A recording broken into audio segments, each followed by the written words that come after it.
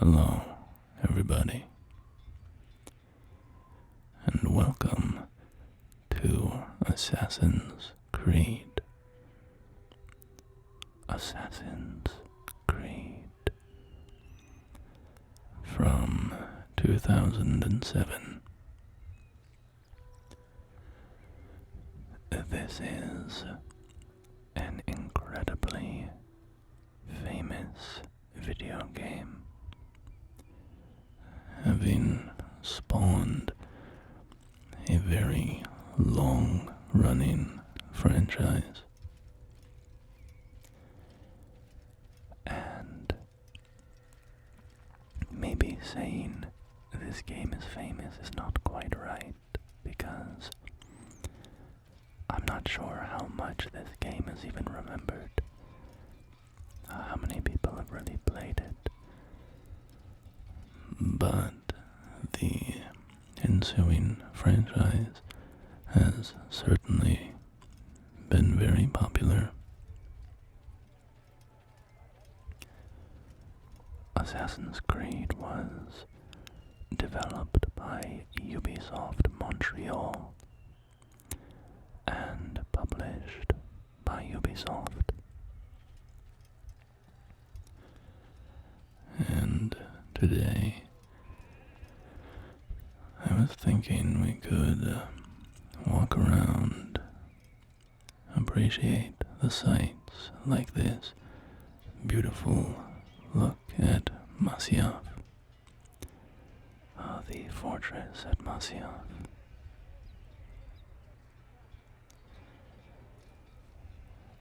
And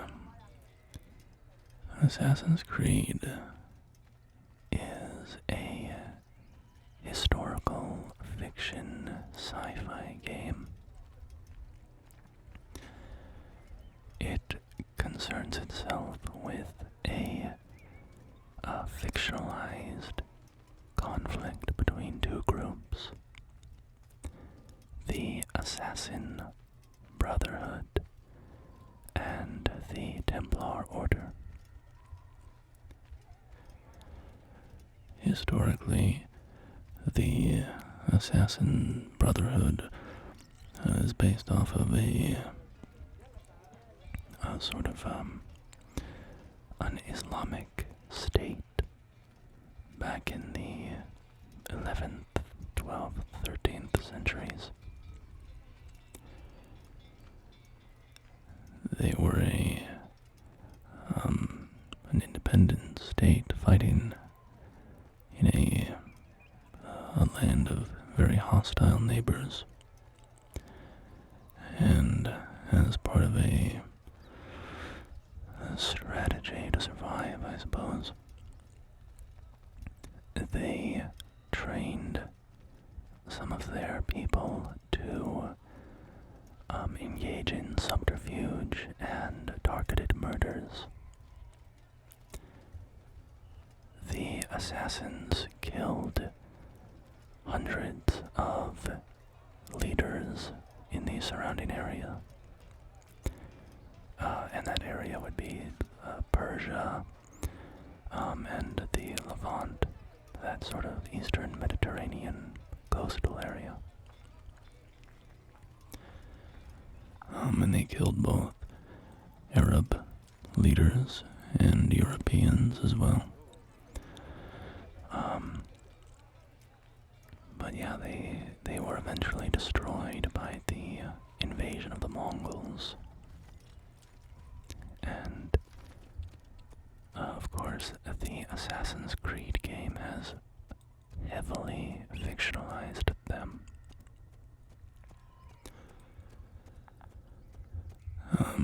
In Assassin's Creed, they have turned the assassins into I guess, freedom-fighting organization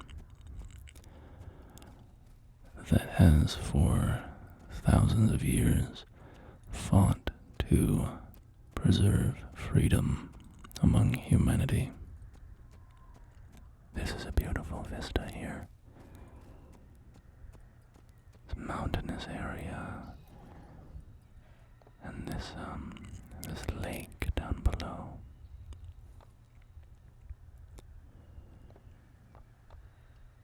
Something very beautiful about the environments in this game to me. In some ways it looks a little dated, or well, maybe even a lot dated, being from 2007, but I just find it very beautiful.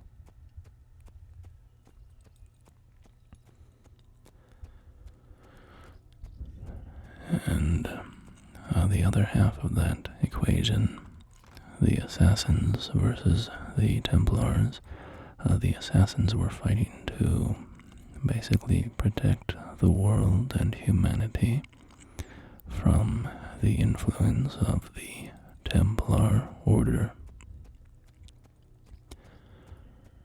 And in the world of the game, the Templar Order basically seeks to bring about peace and safety for humanity through total autocratic control, a restriction of liberty. If there is no freedom, there can be no war, right? So that's the fundamental conflict of the game. And the Templars are, of course, based on the Knights Templar, which has a much longer name. It's like the peace-loving soldiers of King Solomon or something like that. I don't remember the Knights Templar's full name. But historically, they were founded to protect Christian pilgrims who were traveling to the Holy Land. So they were this Catholic military order. They ended up having a pretty substantial economic influence as well, due to how many donations they received from faithful Europeans, and how they managed that money, including, I believe, some forms of banking, basically. Of course, these guys were tied in very heavily to the Crusades from Europe to the Holy Land. And once those Crusades ended, and pretty much all the gains from the Crusades were lost over time, the Knights Templar themselves fell to ruin and eventually were disbanded. And I think to some degree that economic influence they attained contributed to their downfall, because if I'm not mistaken, I believe the King of France maybe was actually in debt to them somewhat heavily, and so sort of seized on an opportunity to have them branded as heretics. There were a lot of false confessions forced out of some of the Templars, and it led to some of their leaders actually being burned at the stake as heretics. Here we have a little dock area. This game is set on the backdrop of the Third Crusade. The Third Crusade. And I guess the plot of it, spoilers for a game from almost 20 years ago, but it follows this character that I'm playing as here, Altair. And Altair is sent to Solomon's temple to retrieve an artifact for his leader, Al-Mualim. he botches the mission quite heavily. And in disobeying the rules of the Assassin Brotherhood, Al-Mualim, his leader, decides to punish him. He demotes him to a low rank, and in the game you are forced to work your way back up through the ranks. And in the process, Altair becomes wiser, less arrogant, less headstrong as he does so.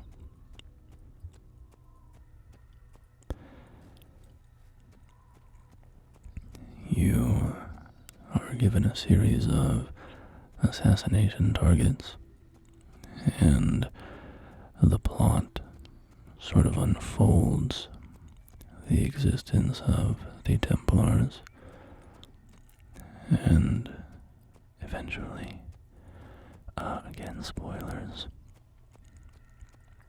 Al-Mualim betrays the assassins and uses this magical artifact, basically, against his own people, attempting to dominate the minds of every human being and end the wars that his land is embroiled in. Altair kills him, and I think he tries to destroy the artifact at the end, but instead he just reveals in the artifact a map which seems to indicate the location of numerous other artifacts hidden around the globe.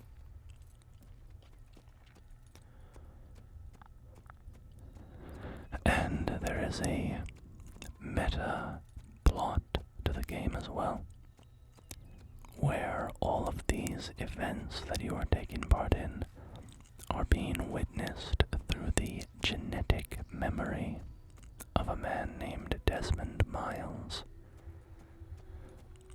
who has been put into a machine called the Animus.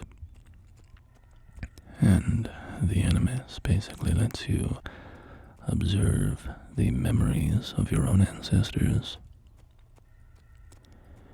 And so Desmond, as a distant descendant of Altair, is replaying his memories to learn these things. And he has been kidnapped by the modern day incarnation of the Templar Order. And they are trying to collect these relics for their own power. But anyway, here we are at a military camp of the Crusaders. As I said, this game is set during the Third Crusade, and that's the one led by famously Richard the Lionheart, the King of England, alongside Frederick Barbarossa of the Holy Roman Empire, and King Philip II of France.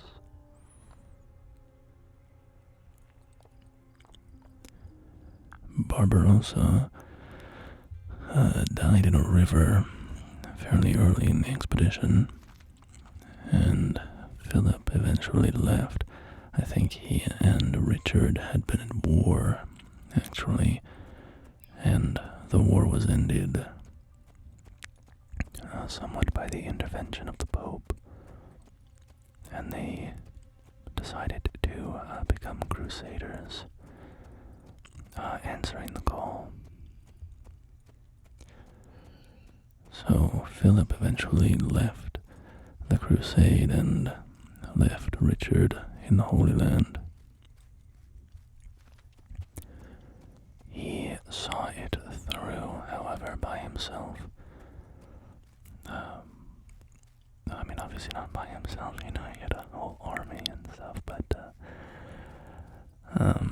he eventually signed a treaty after much fighting and a lot of brutality. Richard eventually signed a treaty with Saladin, who was kind of the Muslim leader overseeing the war effort against the Crusaders. Saladin was a sultan at the time of the Ayyubid dynasty, which was subservient to, the Abbasids, I think. Was it the Umayyads or the Abbasids? I don't remember. And I guess now would be a good time to say that this is not my area of expertise. I mean, historically, I don't really have any area of expertise, but I certainly don't know a lot about the Crusades. So, don't take what I'm saying as the one final word on things. I'm just giving you my very broad, high-level understanding of the events.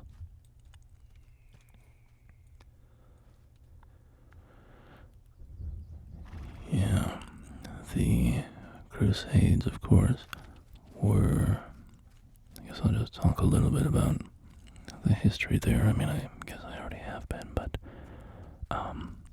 the Crusades are the name that we give to a series of European expeditions from,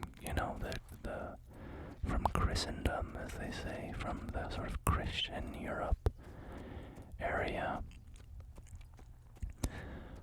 to the Holy Land. The First Crusade was begun by Pope Urban II, I think, on request for aid from Byzantium, the Eastern Roman Empire, and the Crusaders went out there to help fight off some of the enemies of Byzantium, and also to ensure the safety of Christian pilgrims, and also for countless other reasons. I mean, the Crusades are a very complicated confluence of factors. I don't think you can narrow it down to, one explanation.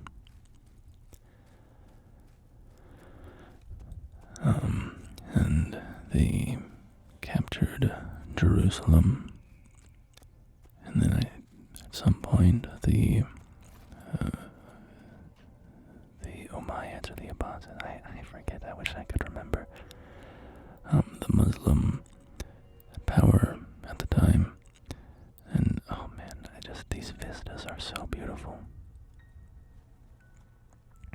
I really do enjoy exploring this. You know what, I should talk about this area, this open world area, because that was kind of my inspiration for making this video, was to wander around this area in particular. So I'll just wrap up the history talk for now. Maybe I'll come back to it in a bit, but yeah, obviously the Crusades famously, it was a fight for the Holy Land. The Levant area is very religiously significant to Islam and to Christianity. And so, for religious reasons, political reasons, economic reasons, there were many reasons that lots of people wanted to have the Holy Land under their control. And that's a Templar. Yeah, I was hoping to have a relaxing walk around the kingdom here, as it's called, but the soldiers are so frequent and so aggressive that a lot of this is just me riding away from enemies. Unfortunately, I was hoping to slow down and take the beauty in a bit more, but we'll find some more places for that. So yeah, I was inspired to make this video because this area that we're walking around in has always been very interesting to me. This whole open world sort of section of Assassin's Creed 1 I find very fascinating. The game primarily takes place in a handful of cities. You can go to Acre, Jerusalem, Damascus, and I think that's it, plus Masyaf, which is the starting area. But between those cities, where 99% of the gameplay is, there is this massive open world area. It is just huge, and it is absolutely empty of any gameplay whatsoever. That's not 1000% true. You can collect collectibles in it. There are some flags you can collect. I forget how many there are. Maybe like 99. And you can also hunt down the special Templar soldiers that are guarding chests. But other than that, this open world is just completely devoid of activities. And I find it so fascinating because of that. It is a huge, custom-made area. It's not repeating assets very much. I mean, in beyond the normal way of asset reuse in a game. It's not just repeating chunks of the landscape or anything. It is this massive, handmade, open world where down every path a unique sight can be found. And I know I've said it multiple times, but I just find it so interesting that this whole playground has been created and there's nothing to do in it. It's just so anti-video game, Usually in a video game, if you create something, you want the player to have stuff to do there because, you don't want to waste the effort. But in this game, this area, the kingdom, the region is called the kingdom. The kingdom is just basically something pretty to look at while you ride between cities.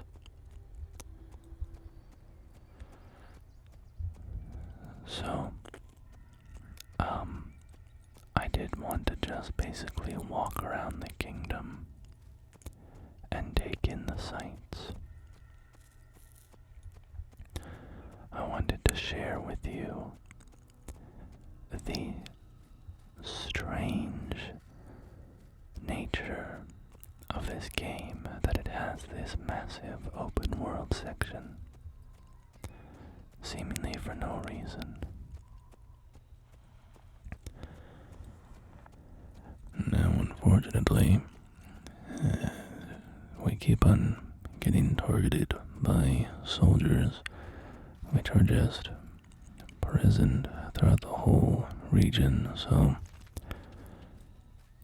I don't know, maybe if you play on PC, you can like mod them out or something to make for a more relaxing sightseeing experience, but between the spurts of galloping around on my horse, I hope you can appreciate the sights. I mean, this little cliffside village up here, situated so high above the valley below, fountains and scaffolds and campfires and citizens walking around, all of it navigable, all of it built to allow you as Altair to parkour across the rooftops and climb the walls. And we're going to hide in this hay bale until this Templar gives up. He just chased us across like, I don't know, 2 miles or something, wearing his heavy armor, but just look at this. I find it so fascinating and so oddly beautiful to just have this thing created that to me is basically like, I don't know, a museum, almost. And there's so little gameplay value here that to me it just feels like something that was meant to be wandered in, you know? It feels like it was meant for just aesthetic appreciation. This mountainous region with trees peppering the hillsides. Of course, we are up on a famous high point in the Assassin's Creed games.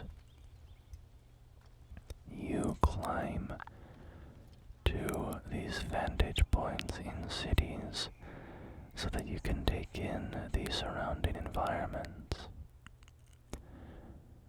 And it highlights points of interest and activities and stuff.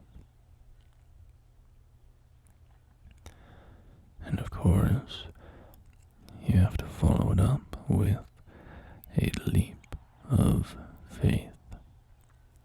Another Assassin's Creed staple, so let's take a look at a leap of faith. There we go. Very iconic.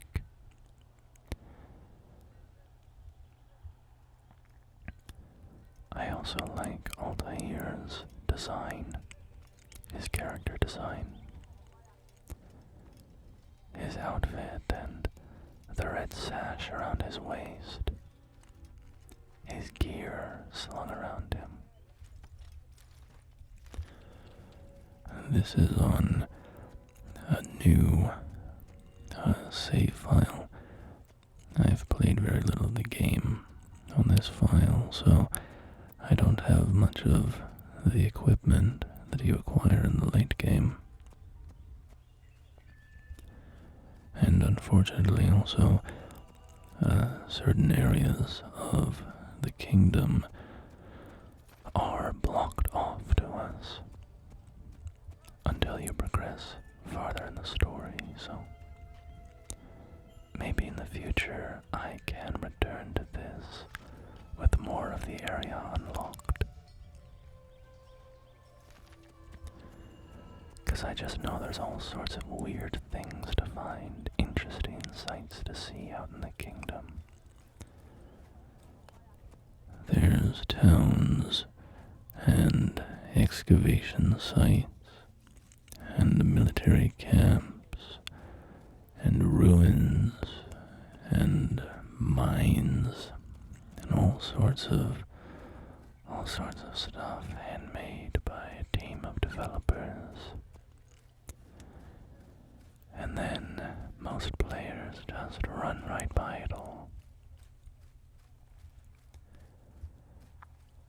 I just find that so interesting. But as we're wandering around, I think we will go to Damascus. Let's go to a city. Let's go to a city here and check out what that looks like as well. I won't spend the whole time out here in the kingdom, because I keep getting attacked by guards, so. But yeah, and right on cue, I attract some more, another Templar.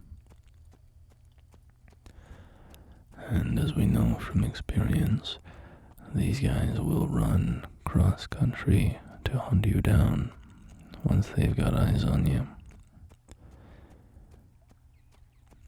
It's always been the joke about Assassin's Creed, right? Like, you're supposed to be an assassin and, hide in plain sight. And yet you walk around wearing a big, very obvious, distinctive outfit that sets you apart from everybody else.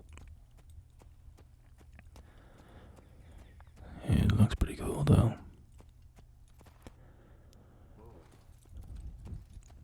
So yeah, the Assassin's Creed series, I was really into it for a long time, and they released games like crazy. Every year there was a new Assassin's Creed game, and I played them all. I really did. I mean, they were these massive open world games with tons of activities to do. And, oh, that's gorgeous. The Rocky Mountains going right down into the lake below. It's just a beautiful sight. And all these palm trees and jagged rocks along the path.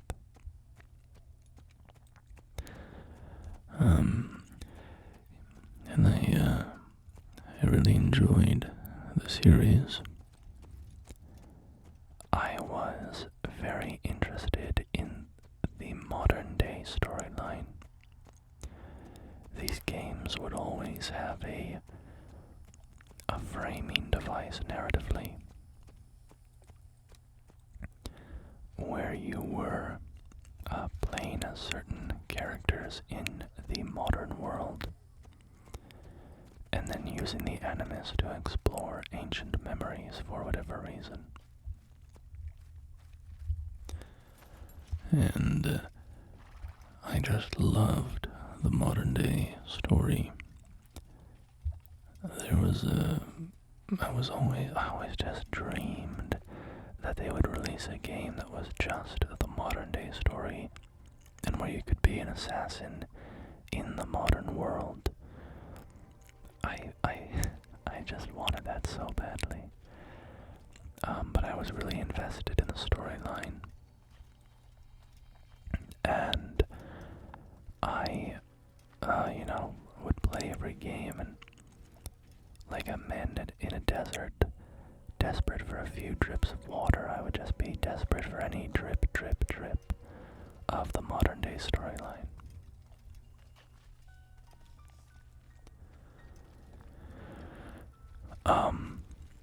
I did eventually fall off of Assassin's Creed.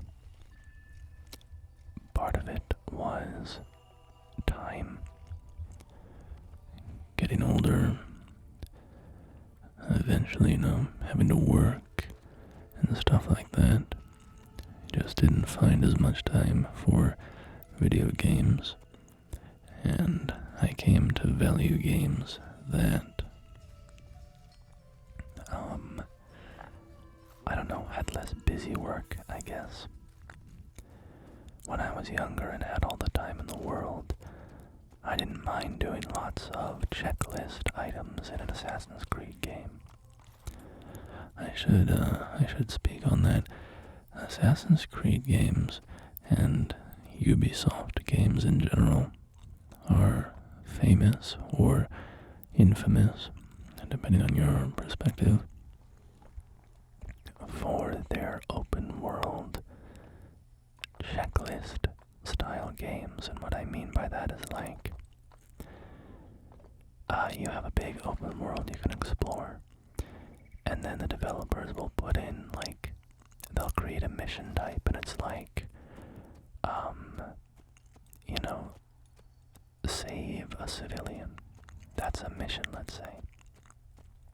And every time you see a save a civilian mission, you know that a citizen is going to be getting beaten up by some guards, and you have to kill the guards and then talk to the civilian, and you get a little reward. And then they just basically copy-paste that save a civilian mission and put like 150 of them around the map. And then they make another mission called steal a car, and they copy and paste it and do 50 of those around the map, and so on and so on. So you're doing a lot of repetitive activities to sort of clear sections of the map of activities, right? You're doing everything there is to do in a little area, and then you get the 100% icon, and then you go to the next area and you do everything there, and so on. Now, not everybody had to play like that. I mean, you could just basically mainline the storyline if you wanted. I used to play games like a little Roomba vacuum, though, where I would just, go up and down the map, and hit every single thing. It's a beautiful, beautiful shot right there. So yeah. Now this isn't, by the way, me saying this has to be the same for everybody, but as I got older, I felt that with my limited time for gaming, I found that I didn't like doing stuff like that anymore. These little repetitive activities. I found that I wanted more. I wanted all my time in a game to be sort of unique. Also, here we are at Damascus now, which is, of course, the capital of Syria, in the modern day country of Syria. Looks like a little field of palm trees outside the city. Date palms, perhaps. Obviously, dates were and are a very popular fruit in the region.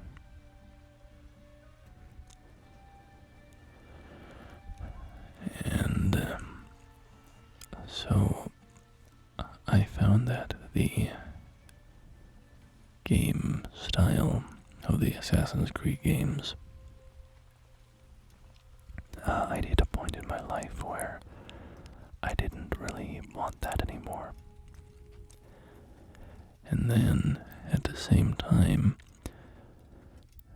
the Assassin's Creed games made a very significant switch in their gameplay style. You're not going to be seeing it in this video because I don't intend to fight anybody, but combat in these games was always very quick, very violent. You would kill enemies in a few strikes, or a single counterattack or whatever.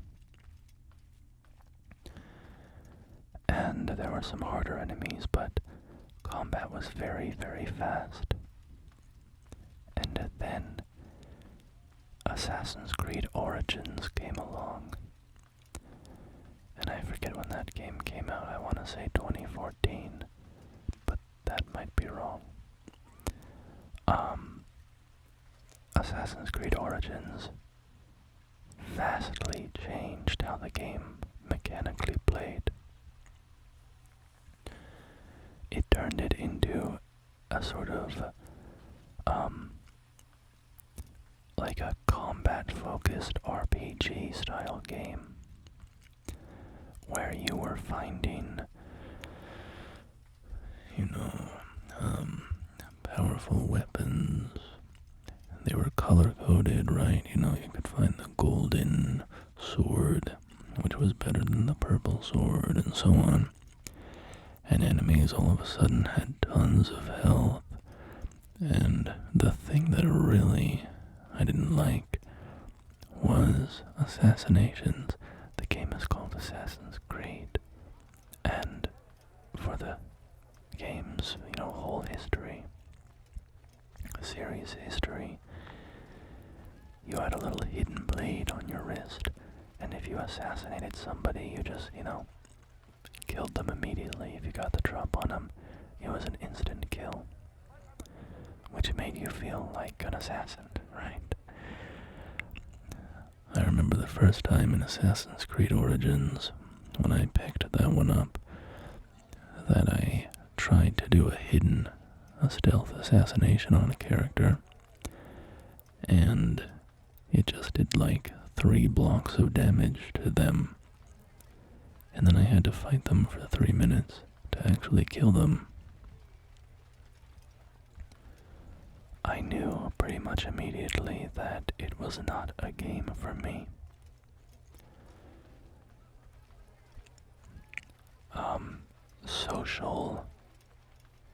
Social stealth, I believe they called it, was a marketing point for this game, using people in the environment. And so here I am disguising myself among a group of scholars so that I can get past the guards and enter Damascus.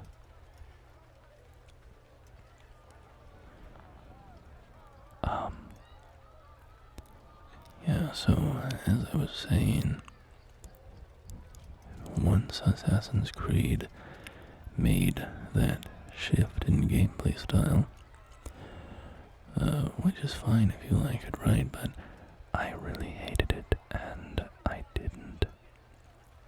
it didn't feel like I was an assassin anymore. It felt like I was playing just a regular action-adventure, fighting game. And the lethality that I appreciated in the earlier Assassin's Creed games was gone. So, after playing Assassin's Creed Origins for... Oh, and the other thing is that the game was heavily level-based. You were leveling up, and if you were not at a high enough level for a certain mission, then you were going to be destroyed by the enemies. And there was just no way to kill them because they had so much health. So, it just made the game feel like a grind to me. And I just didn't care for it. So after playing Assassin's Creed Origins for, I don't remember, maybe 5-10 hours, something like that, I had to say, you know what, this is not a game for me. And then, somewhat sadly for me, that was the type of Assassin's Creed that they would continue to make, with Odyssey, and then Valhalla. So that pretty much spelled the end of my relationship with the series. I understand that one of their recent games, they supposedly went back to the old formula. But by that point, I had been off the bandwagon for so long that I just didn't really care to return. I didn't have any interest in, going back.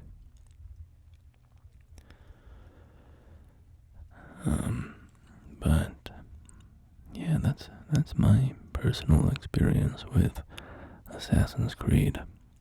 I still have very fond memories of the earlier games. Assassin's Creed Brotherhood, Assassin's Creed Revelations, the whole Ezio trilogy was great, of course. I loved Brotherhood, introducing, having like assassin teammates that you could use as a resource. Because again, what I found so compelling about these games was the lethality that you had as a character. It really made you feel like a master assassin. And, in combat you could get wrecked if, you weren't like fighting well enough, but if you were good at countering and attacking, you could take down whole groups of enemies.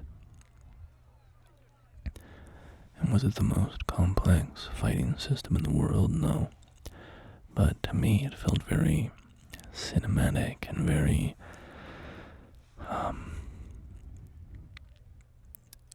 it gave the feel. It gave a feel and a vibe that I really liked. And so in Brotherhood, they introduced the ability to, target a dude on a rooftop across the street, and then one of your assassins would just come out of nowhere and take him down. Or you could summon in a storm of arrows to kill a bunch of people at once. And so using those abilities in conjunction with the high lethality melee combat, I just thought was such a delightful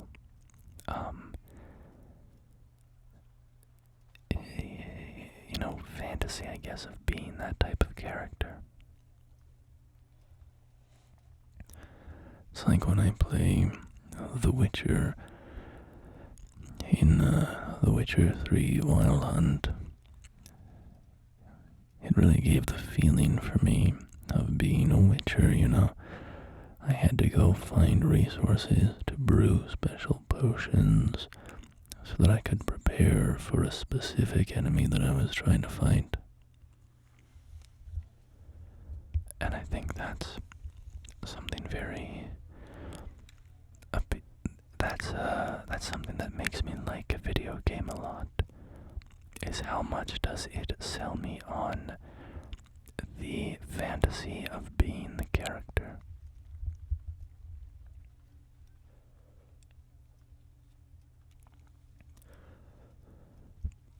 So yeah, that's kind of my thoughts on the series. Let's go in here. This is what's called a souk. A souk, which is basically a bazaar, a market, a sort of covered market with all of these shopkeepers. Sorry, I forgot about these beggars in this game that kind of come up and get in your face. And you can't push them aside like regular civilians. So I keep getting stuck on them.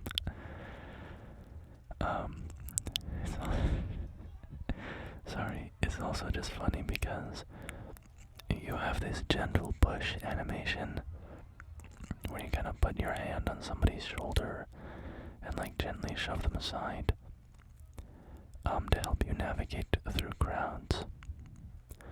But sorry, it was so silly.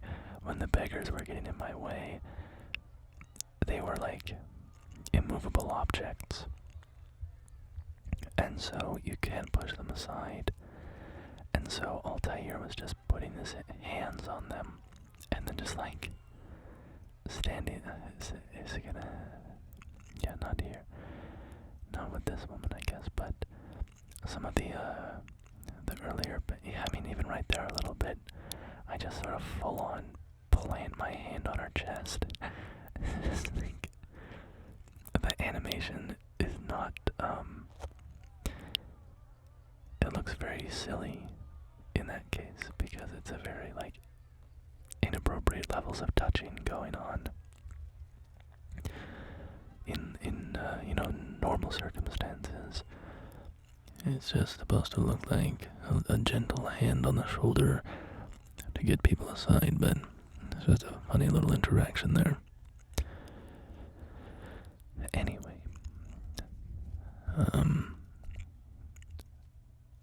yeah, so the Assassin's Creed games and I have kind of parted ways. But I was interested coming back to this one, how it would feel, and I have a couple thoughts. First off, the checklist style of gameplay was definitely here from the beginning. I played through the first assassination in this game, and it's just like, use Eagle Eye to find a bunch of missions, and then just go pickpocket somebody, go beat somebody up, go tail somebody, eavesdrop on somebody, and you're just doing like those 4 activities over and over again. Or you're protecting a civilian from some guards. Just the basic missions very quickly to me became kind of boring. So that Ubisoft checklist formula was definitely here from the beginning of the series. And I think a lot about this one. They had most of the Assassin's Creed formula here for sure. It is mostly developed.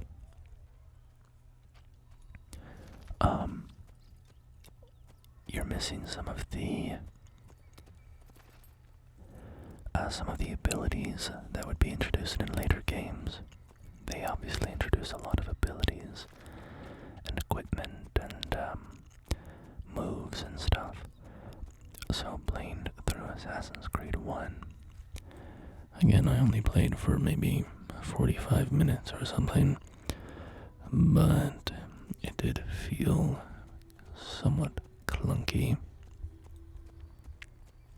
But also, it was mostly there.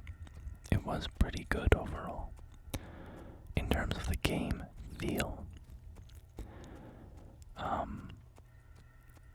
Yeah, I think if I tried to play through the whole game, I would just get bored of the missions. But I think I would probably just speedrun the main assassination contracts and not really use too much time doing all the little side activities and stuff. Anyway, we're back out here in the kingdom. What do you say we head to the holy city itself? Let's ride off to Jerusalem and check it out.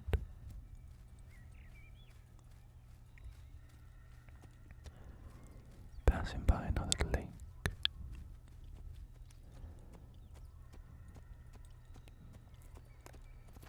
the environment here. It's very beautiful. It reminds me of a little bit, I mean, if it weren't full of people and stuff, it reminds me a little of exploring Shadow of the Colossus, which, actually, I have to make a video on that. That would be I would love to just wander through that open world. Oh, wander. Isn't that the main character's name in that? Anyway, that's got a beautiful environment, but just these environments that are, I don't know if it's like a sort of similarity in the graphics or what it is exactly, but yeah, probably just the graphics. Coming from the same generation, just reminds me one and the other, of course. Shadow of the Colossus has no people or anything, so actually that would be great, because here in Assassin's Creed I'm constantly getting chased down by Templars, but in Shadow of the Colossus there would be no enemies to chase me down, so that would be very nice.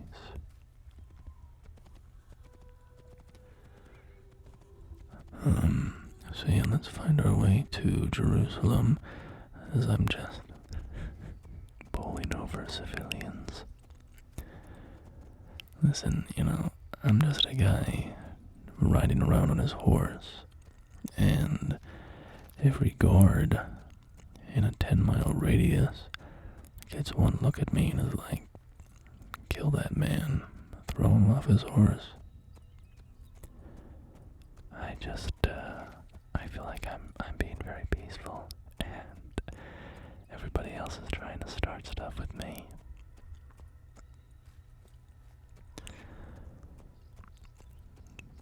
But yeah, this game obviously has quite a cultural legacy, considering how many Assassin's Creed games came out. Following it, it really did spawn an era of the franchise. I'm curious where the franchise is going now. I really don't see myself ever getting back on board with it. Honestly, more than anything else, it's just a time thing. As an adult, you just don't have time for anything, So when I choose my entertainment, I have to choose what I really value, what I'm really interested in. Stuff that I think is going to be a good value for my time. Anyway, here we are at the famous city of Jerusalem. And that dome there, you might recognize. It's a very, very famous structure. But let's go in the city and I'll tell you about that once we get there. We'll do a little more history talk, what do you say? Although this one will be less history and more theology, I guess. Religious history, it's a type of history.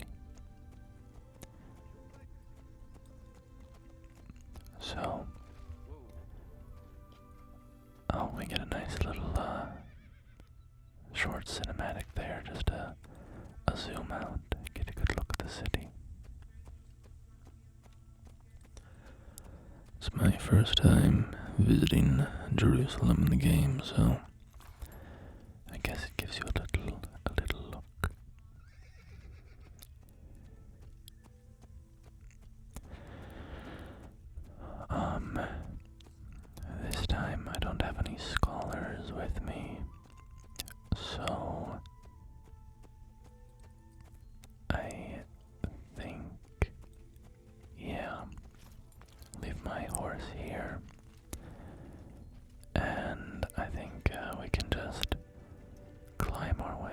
and over past the guards.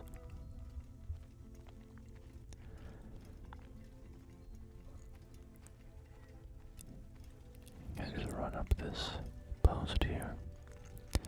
There we go. Easy peasy. So, Jerusalem, of course, a very, very famous city, one of the most famous cities on earth. A very storied history.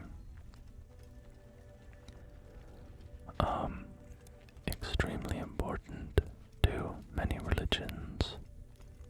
Christianity, Judaism, Islam. Take a little seat here at this bench. It's a lovely pool there.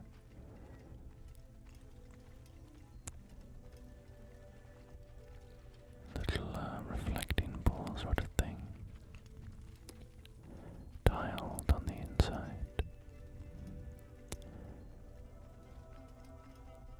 And I'm not sure why everybody thinks Altair is so rich. Because I'm certainly getting a lot of these beggars chasing us down. We've got some chickens in cages there. She's back for more. I'm sorry, miss, but I don't have any money.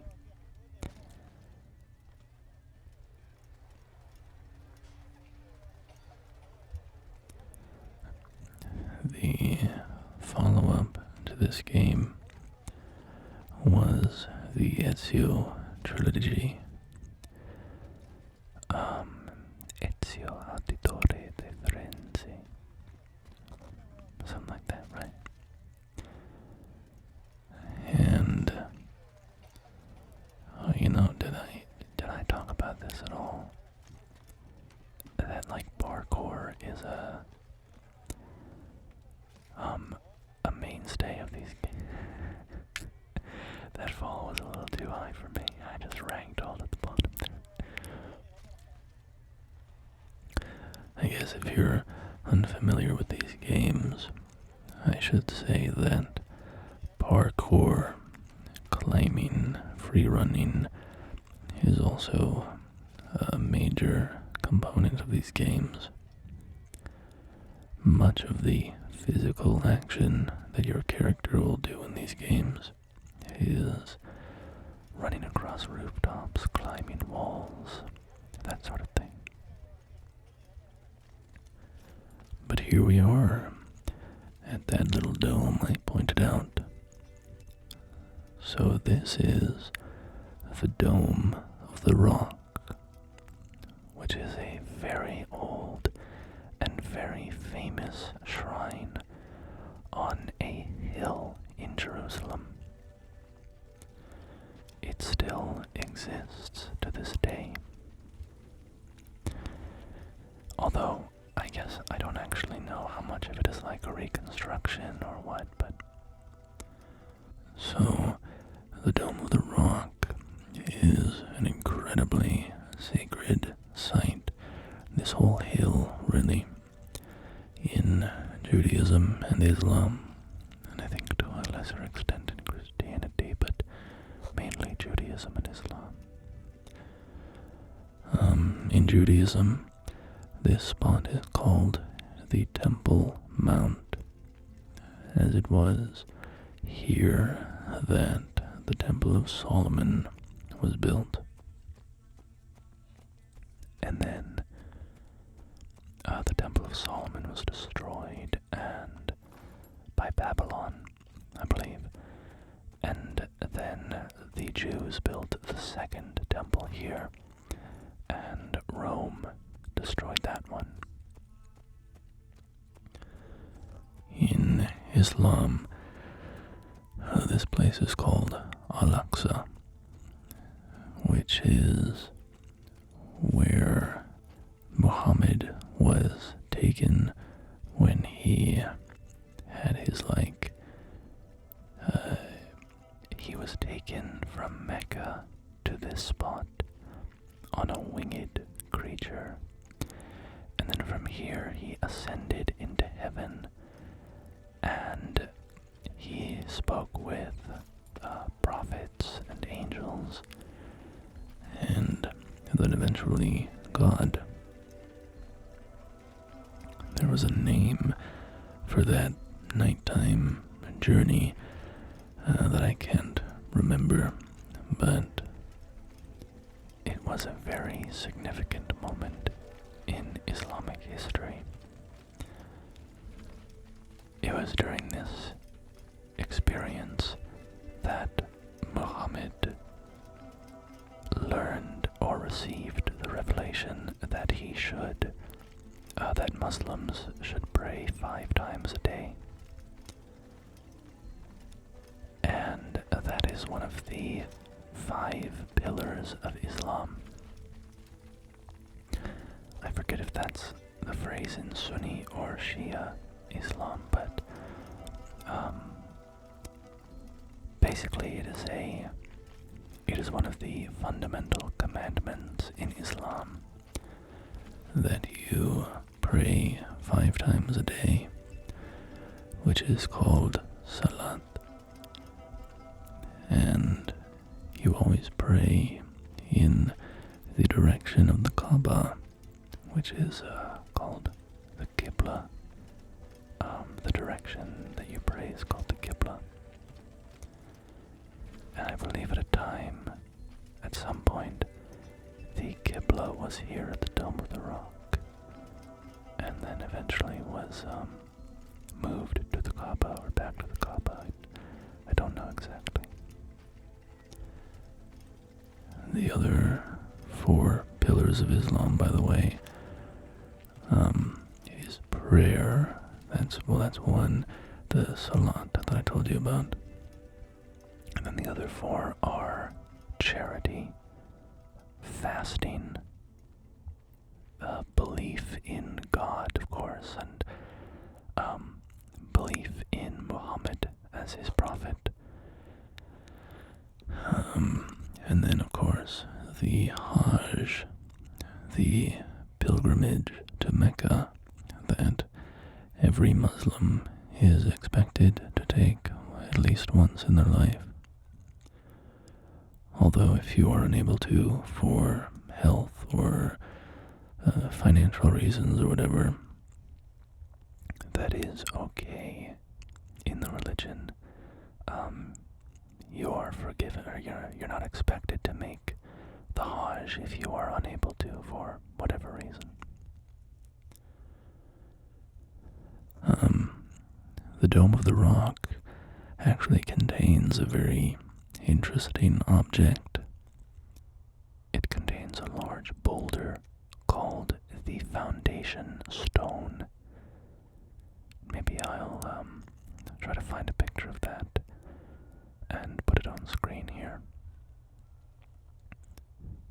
The Foundation Stone is supposedly the first part of the world that God created when he made the world.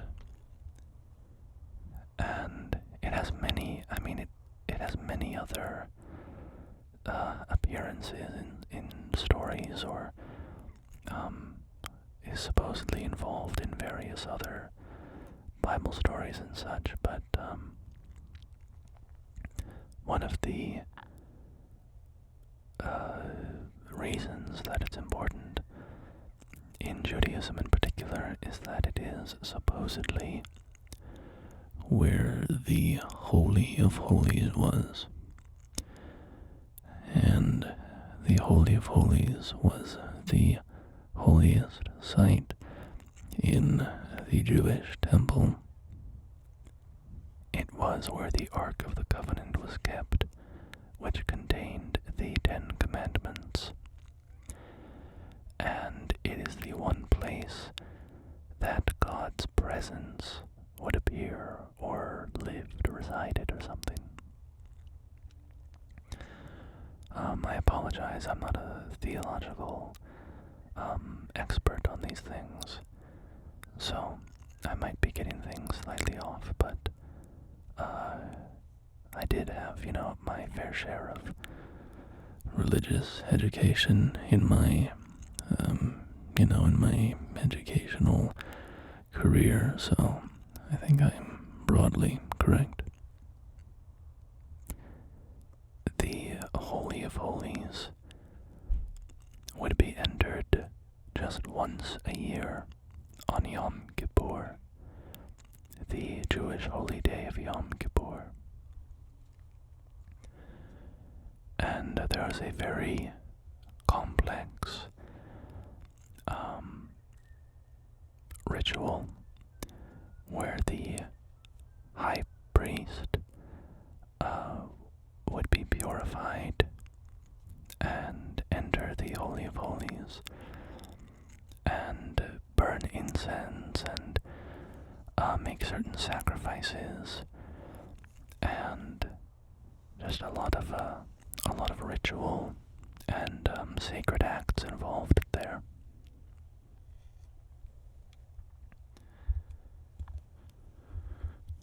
If you've seen Indiana Jones, you might recall the